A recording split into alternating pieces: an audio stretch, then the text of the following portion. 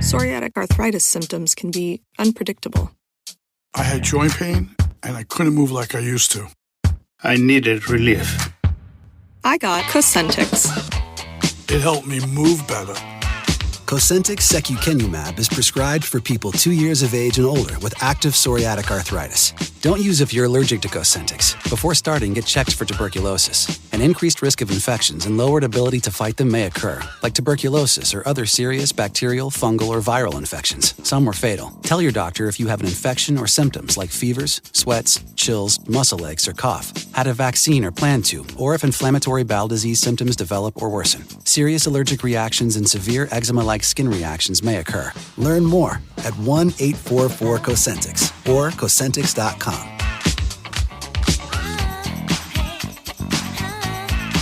Ask your rheumatologist about Cosentix.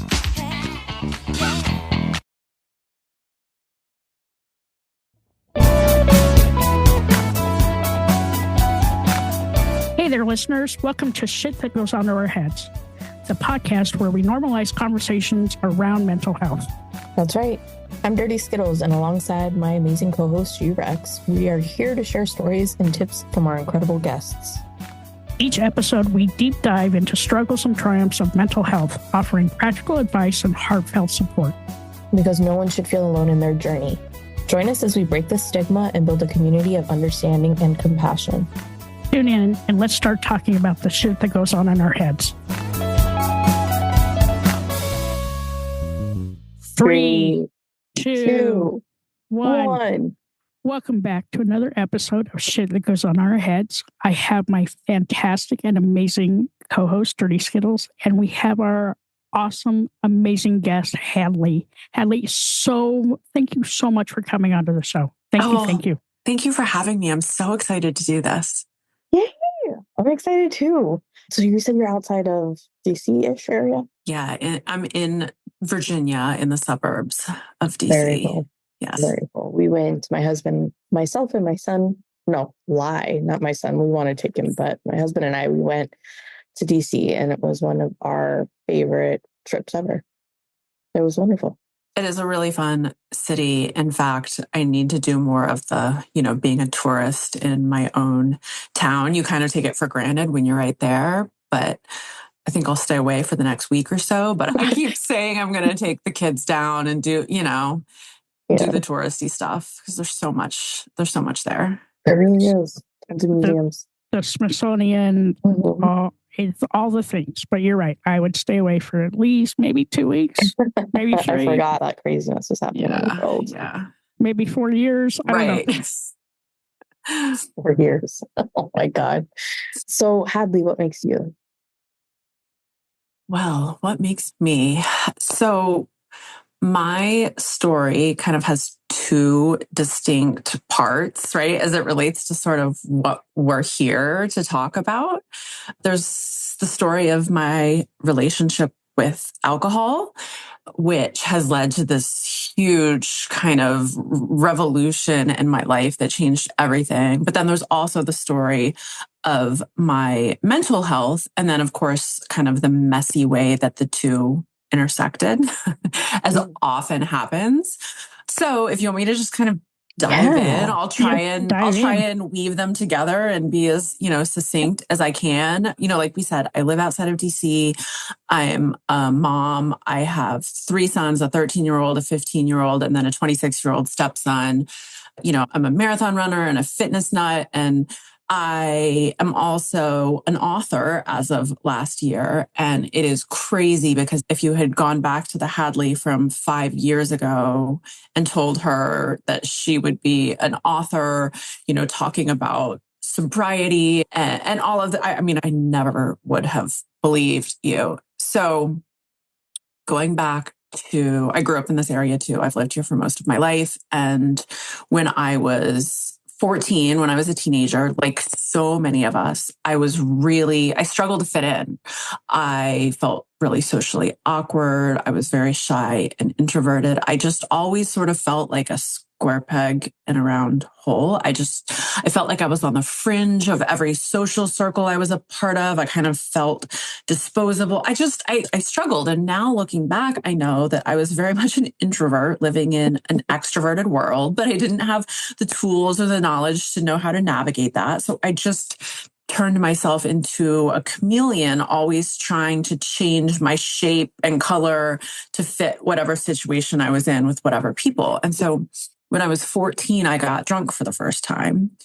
And while it blew up spectacularly and, we ended up getting caught and I got brought home by the police and it was, just really stupid 14-year-old stuff, I thought, ooh, this is it. This is how I fit in. This drinking thing, it like smooths out all my rough edges.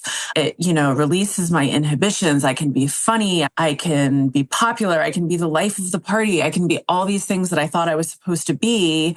And drinking kind of allowed me to do that. And so from then on, I drank like teenagers do, not all the time, but when someone could get it, we had a party in a field or, that kind of thing.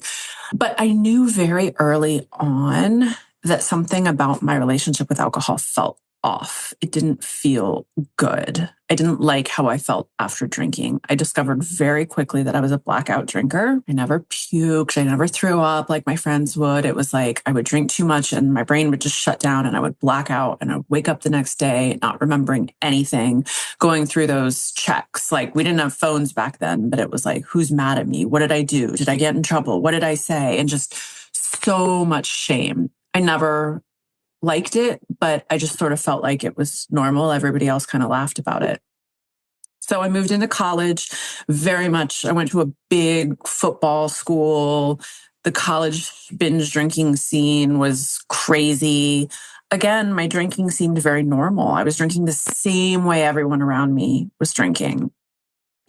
I now believe firmly that we should change our definition of normal, especially in that context and setting, but no red flags were raised, right? I was drinking just like everyone else. More blacking out, more shame, more regret, more just, it really felt like it kind of muddied my soul. I just never felt good about it. And then I graduated from college and I became a stepmom really quickly and then went on to have kids. And so I moved kind of seamlessly into what we refer to as the mommy wine culture. This idea that being a mom is so hard and it's so stressful. We need wine to get through it, right? And it's sort of peddled to moms as self-care.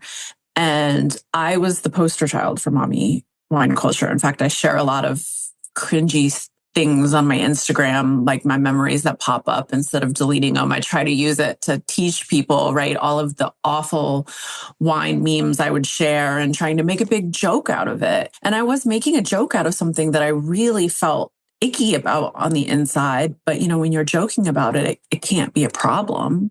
And my drinking followed normal social conventions. I didn't look like someone with a problem. I didn't drink every day. I didn't even drink every week.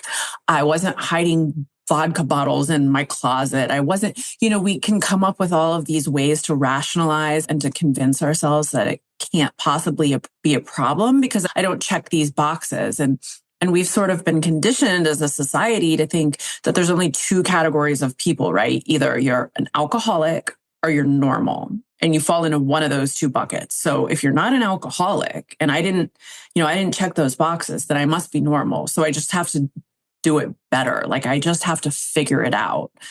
And I was a type A overachiever. Like I could figure anything out, but why couldn't I figure this out? I'd promise I wasn't going to black out. I'd promise I wasn't going to drink too much. And then oops, it would happen again. And the shame and all, the stakes just felt higher once I was a mom and I was trying to set a good example. And I hated how I felt. And I would take breaks.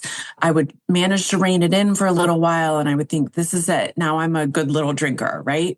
But then I would always find my way back into the same cycle. So to overlay kind of the mental health piece on top of that, I was never someone who even thought about my mental health. Like it was never even something that occurred to me until after my youngest son was born. And I started to experience some postpartum depression. And I was so oblivious that I didn't even realize what that was. Now, I had been a psychology major. I had wanted to be a social worker or a therapist. Like I knew a lot about mental health. I just had never applied it to myself. I just never thought there was an issue. And in this postpartum haze, I was just really struggling with depression and anxiety. And it was this like sense of rage all the time. And I couldn't enjoy life. I was just sort of miserable. And I went for a checkup with my OB and she asked how I was doing. And she asked it in a way that got through to me. And my lips started quivering and I started crying. And I don't remember exactly what I said, but she got it. Thank goodness this OB got what I was saying. And she was like, okay, what you're experiencing is very normal. And we talked through some options and she put me on medication.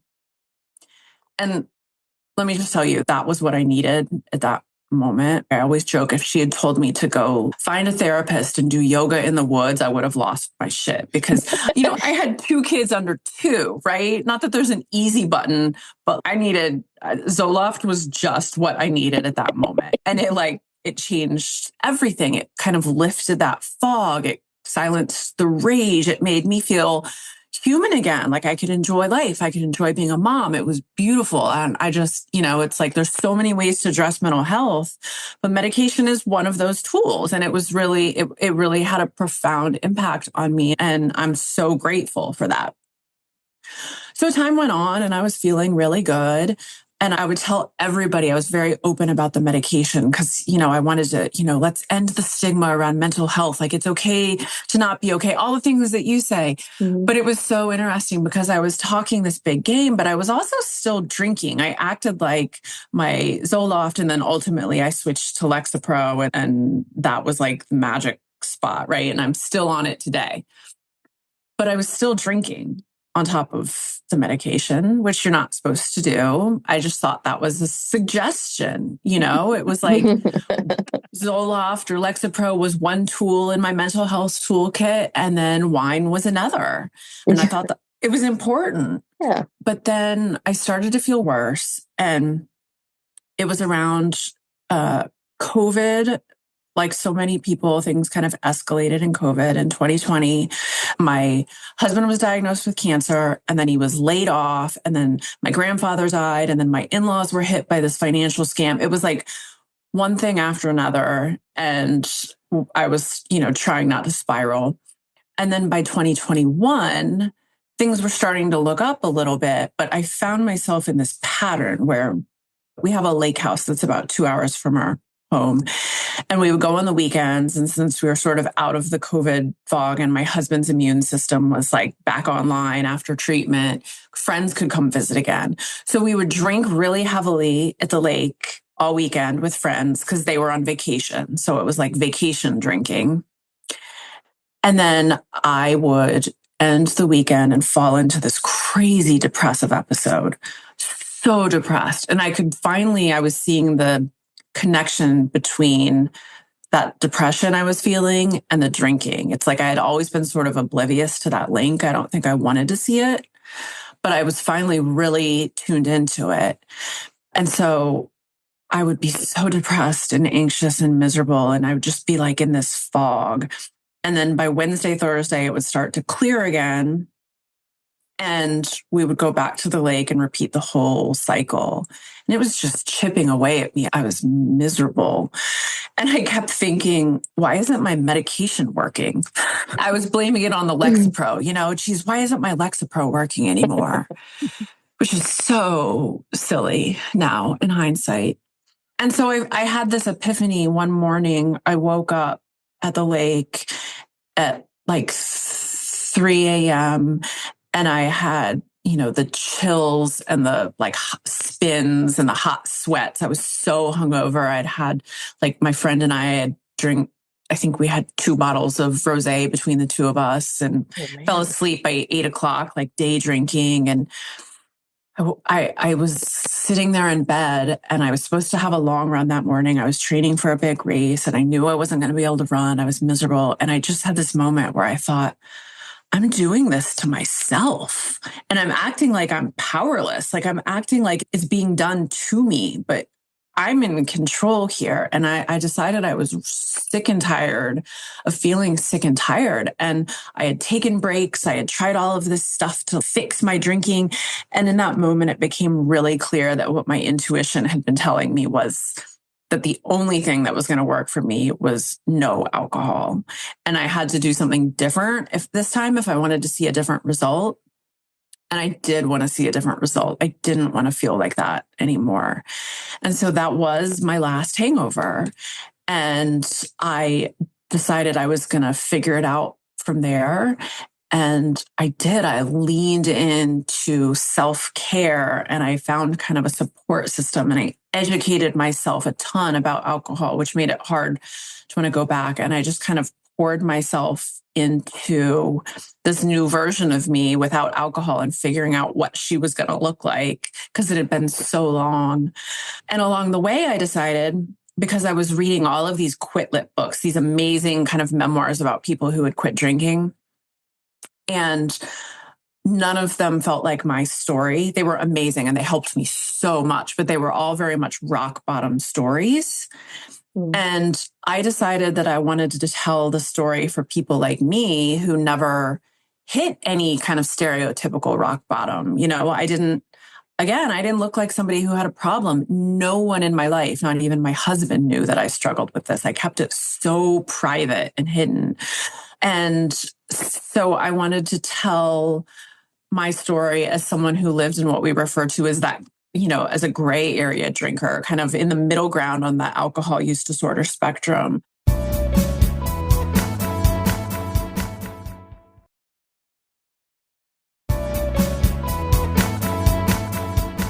I decided I was going to start writing. I'd always been a writer, but I was journaling through the whole process. And I thought, I'm going to do this. I don't know how. I'm going to turn it into a book. And it took a couple of years and a lot of, figuring it out as I went, and so much, disappointment and ups and downs and all of that. But then it's here, it's out in the world. So now I get to share my story with my book, and I act as a sobriety advocate on social media, and just kind of, help share my experience for other people who thought, like I did, well, I'm not that bad, so sobriety is not for me, because you have to be really bad in order to quit drinking totally. And that's just not the case. You can quit drinking anytime for any reason. If it doesn't fit you anymore, if you've outgrown it, if you think it's holding you back. And so it's been really beautiful to learn that and kind of share the experience. Did you have any side effects, whether it was mental, physical, or in relationships, like when you stopped drinking? When I stopped drinking, so I didn't have any physical. I was fortunate in that I didn't have to worry about like physical withdrawal, because I wasn't physically dependent. It was some stuff like headaches, and a lot of it was just mental, kind of figuring out, how do I navigate this world where I relied on alcohol for so many things, and how do I socialize, and how do I do all of those things? And that definitely took work, but that was, that's a whole nother piece of it. Yeah. Did you, struggle to figure out what life, did you have triggers of when you would kind of take to the alcohol versus not? I'm just curious. In my mindset, I'm like, if we stop doing something, like I get fear sometimes if I'm going to go out and have dinner with friends or something, and I know everybody's going to be drinking. What does that look like for me now?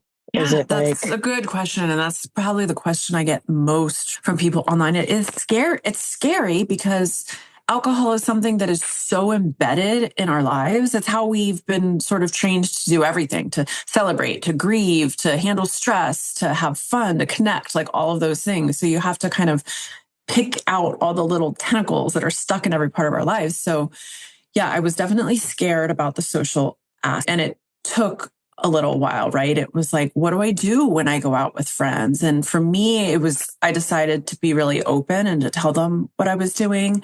And I quickly found like my drink. So we would go out and I would get a club soda with a splash of cranberry or something. So many places have mocktails and non-alcoholic beers.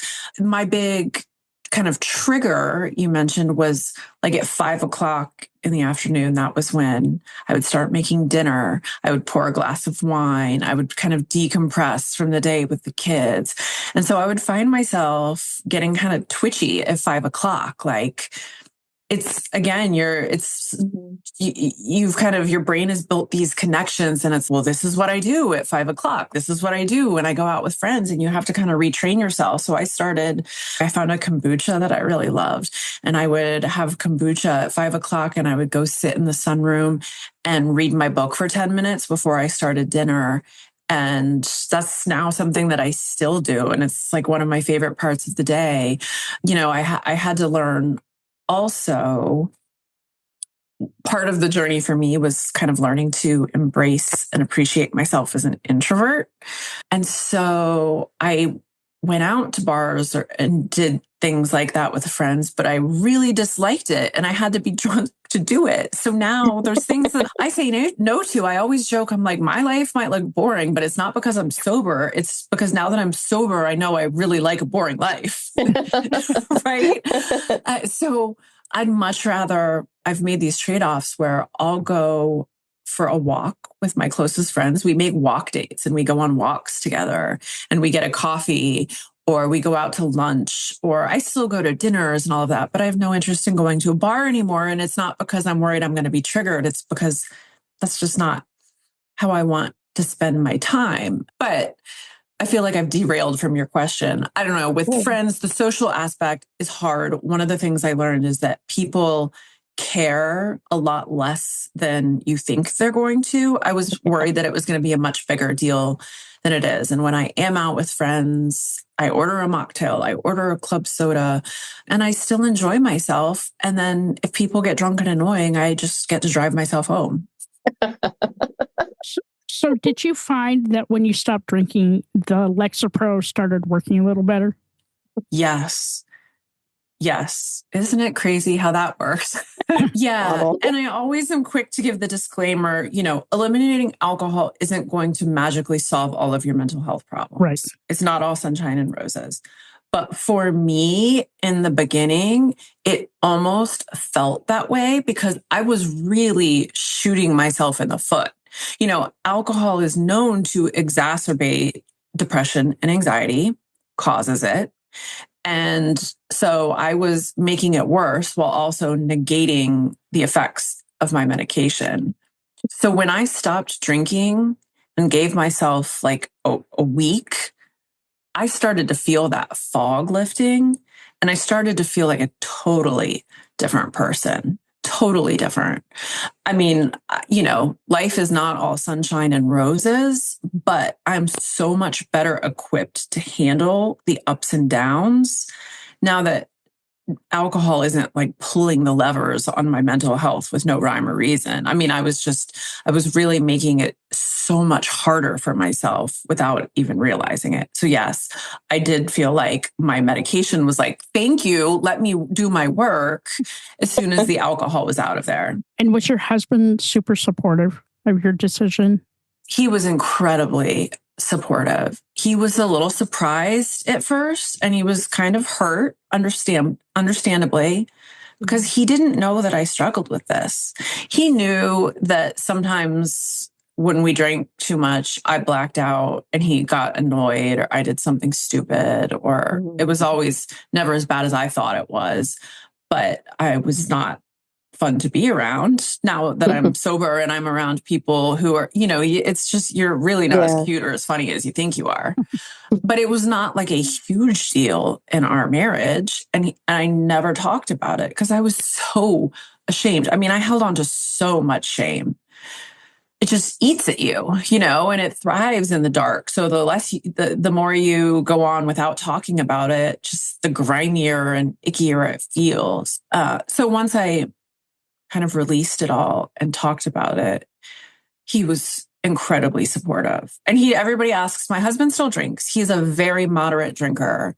He's one of those unicorns, people like in the sobriety space talk about the moderation unicorns, the people who can take it or leave it. And that's him. So it's really not much of an issue for us. And he not only supports my decision to be sober, he also supports my decision to share it so openly, which is huge. That's really awesome. And I can attest to the shame. So, when I had my mental breakdown, nobody knew. Absolutely nobody knew how depressed I was. My wife didn't know, my coworkers, my friends. And when I finally opened up, they were mad and terrified. But at the time, I didn't know how to talk about it. Yeah. So, patience and grace. Listen, we tell the story when it's time to tell the story. Yeah. And it's so liberating and empowering when you finally release it and stop holding on to it. And I still, I'll tell these crazy blackout stories that I have so much shame over, and I'll put them out there. And I'm like, sorry, Mom, but then I'm like, oh, God, it felt so good. I'd been holding that one in. But yeah, it's very liberating to release it, and then to give those people who love you a chance to support you instead of hiding it from them. Yeah. They can show up and be a part of your journey. Go ahead. I was just thinking, do you remember we had KK and she had, I'm bringing this up because at that time, that was the first time I heard of anybody express how some alcohol companies market to women and mothers. And that was the first time I had heard that. And I guess I never really thought about it. But now hearing you communicate the wind down time for moms, I was thinking how recently, I'm for sure somebody got it as a stocking stuffer for me, was a mommy sippy cup. And it looked like a kid's sippy cup, but inside it was a wine glass. And I thought, now I'm like, why is that a thing? When did that become a thing that we did?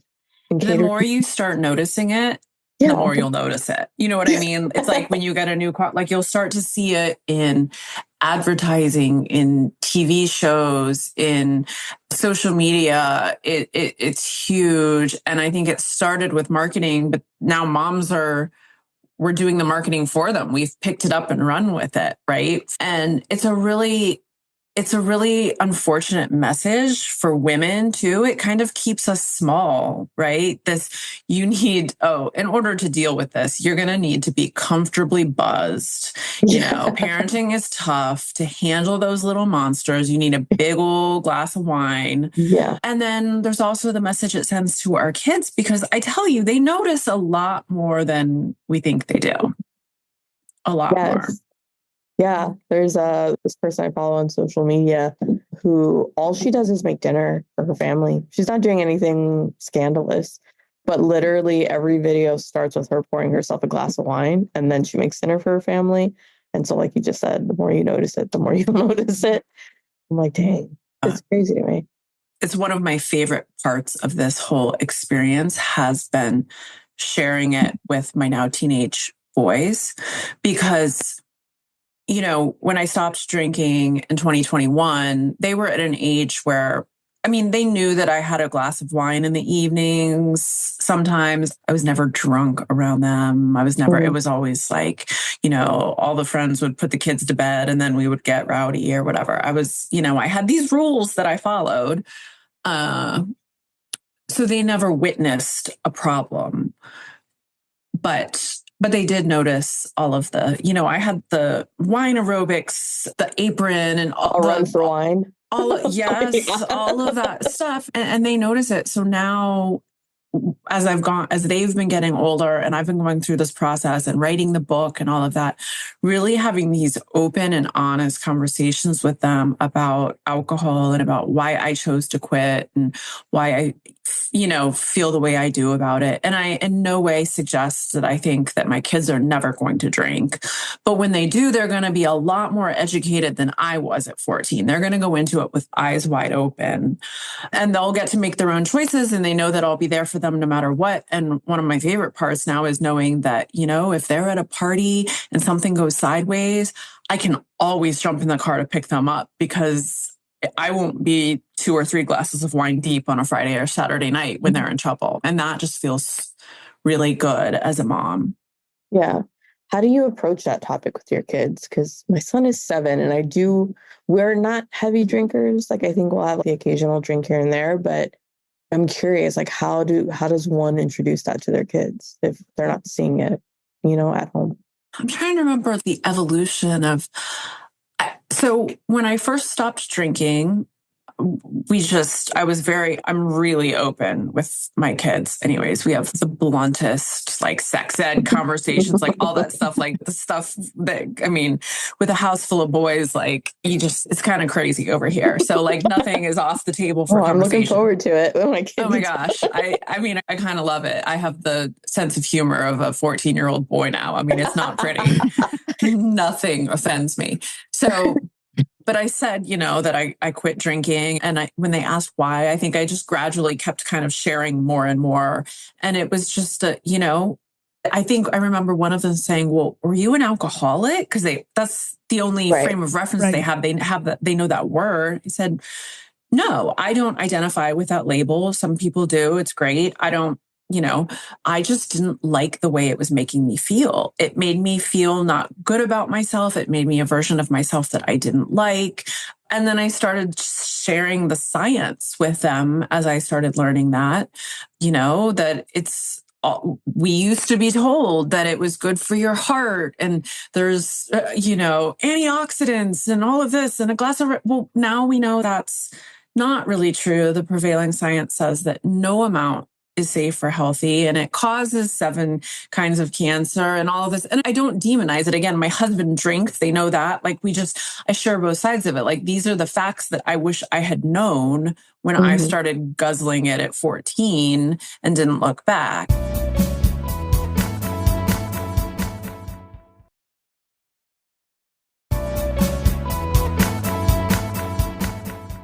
So yeah, I think the older they get, it just sort of happens naturally. You just start sharing more, and they start learning more from the world around them. So they start asking more questions. Yeah.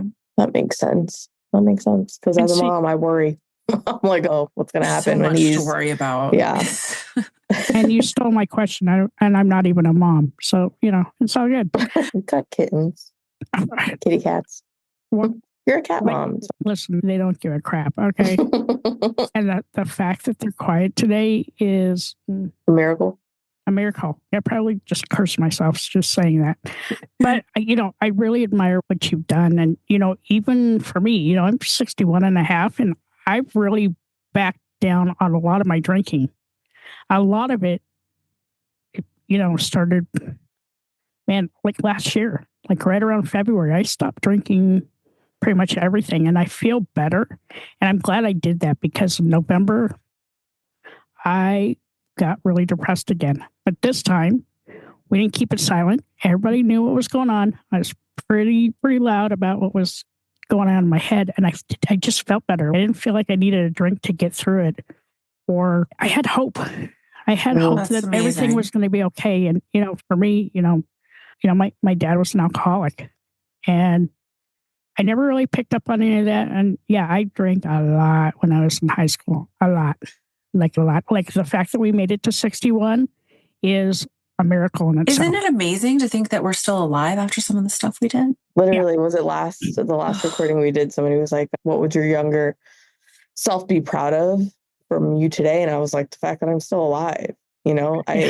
Going back to something you mentioned earlier, Hadley, was like the mental health and alcohol for me kind of were best friends. I think in my 20s, I for sure kept some bars in business in Boston and definitely used it to cope with what I was struggling with mentally.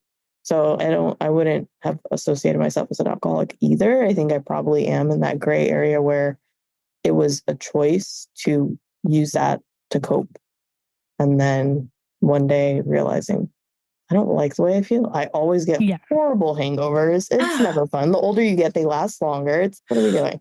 Well, yeah. And we've been taught that it's a coping tool, right? Where that message has been shoved on us from all directions. And I think, you raised a good point. So many women, as we approach middle age, my body, I could get away with a lot more when I was in my 30s. And then I got to my 40s and my body was like, whoa, girlfriend, I don't know. Time to pay for all of that shit you did earlier. How you think this next decade is going to go, but that ain't it. And I feel, the more we're learning about perimenopause, which can be like 10 years long and all crazy stuff that we didn't know about before. And it's like alcohol is the last thing you need when you're going through that and your hormones are in upheaval for years at a time. And I think women are starting to kind of notice that as, I just really don't like to drink as much anymore because I feel awful. Yeah. But there's something more to it, some sciencey stuff. Yeah. And for sure now there's like wine for women. And this is going to become a thing now. I'm going to notice it everywhere I go. Oh, yeah. But I'm really proud of you for doing what you did, Hadley, because I know it wasn't easy. And you probably dug really deep, but you've seemed happier, more at ease, and more at peace with your life. And it takes a lot. You got to dig deep. And is this really making my life better? Probably fucking not.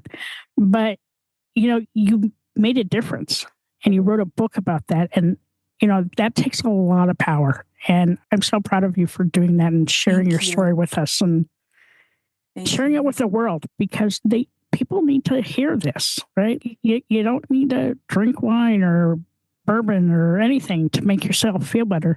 It's kind of up to you to find your inner joy. Yeah. Yeah.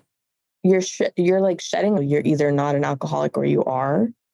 And that, now, talking about it through this conversation, it makes sense that there are other areas where, probably have an issue or you need to address it or whatever.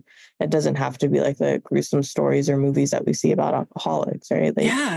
I think that knowing that there's information out there that you've created and you're sharing is huge. So what is the name of your book?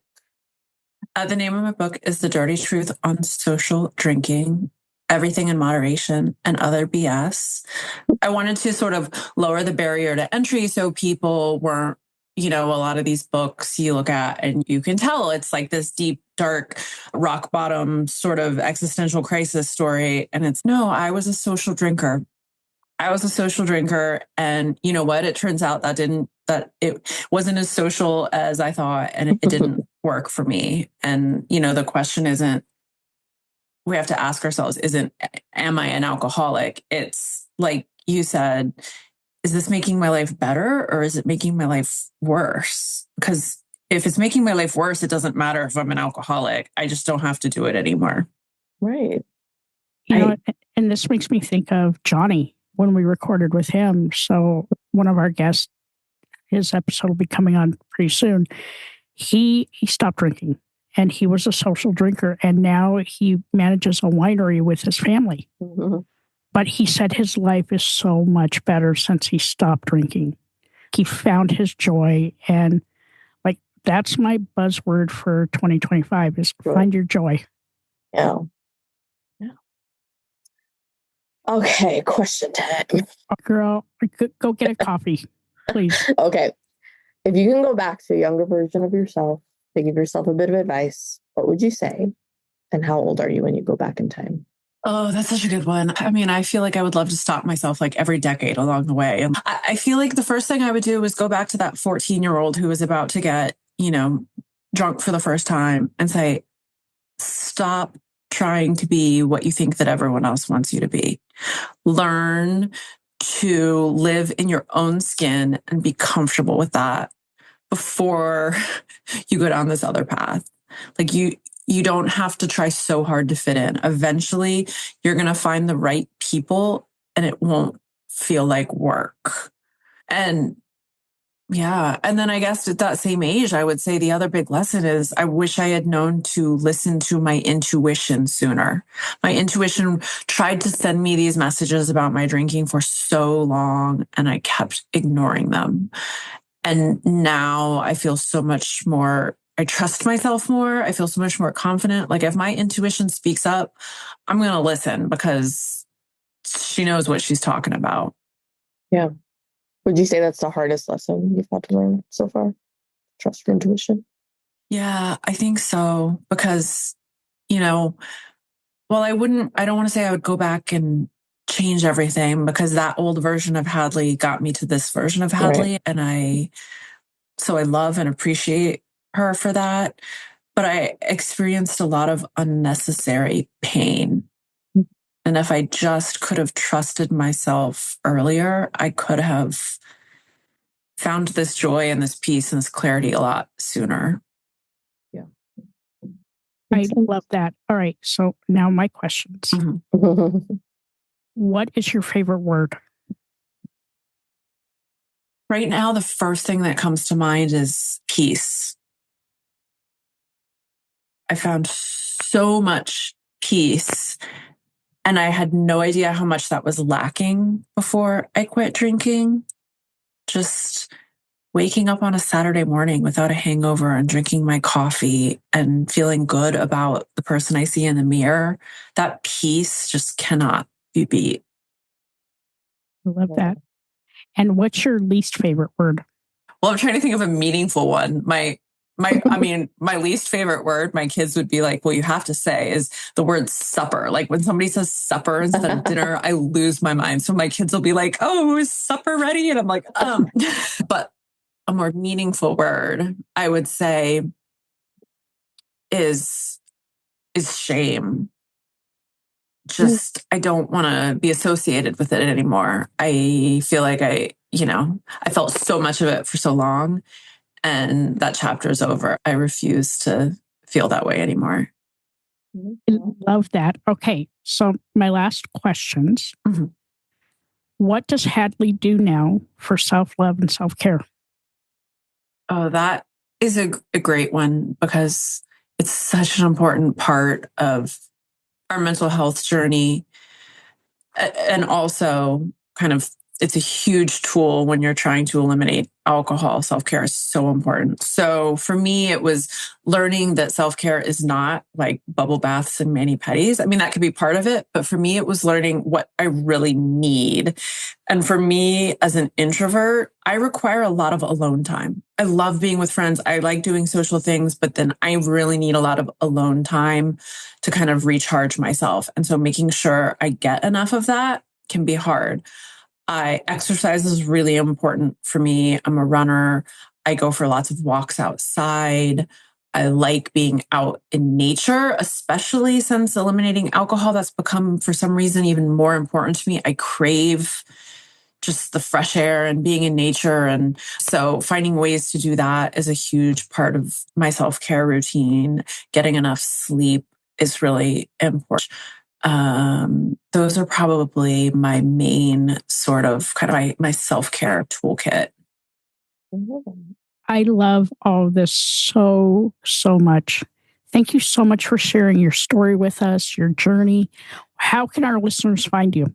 So Instagram is where I hang out the most, and I'm always happy to answer questions in my DMs. I try to, share a lot about my journey to help other people see that an alcohol-free life is really vibrant and fulfilling and fun. And I'm just at Hadley. My book, The Dirty Truth on Social Drinking, is available on Amazon, and my website is hadleysorensen.com. Thank you. Oh my God, I love you so much. Thank you for having me. I'm so honored to be on with you both. Oh, yay. That's sweet. Yay. I love what you're doing here. It's just such an important message, beating the stigma around mental health and drinking. I mean, those are two areas where the stigma is real. So talking about it really makes a difference. It does. Thank you. Thank you. Hi, all. Thank you so much for listening to this episode. I'm G-Rex. And I'm Dirty Skittles. Don't forget to subscribe, rate, and review this podcast. We'd love to listen to your feedback. We can't do this without you guys. It's okay to be not okay. Just make sure you're talking to someone.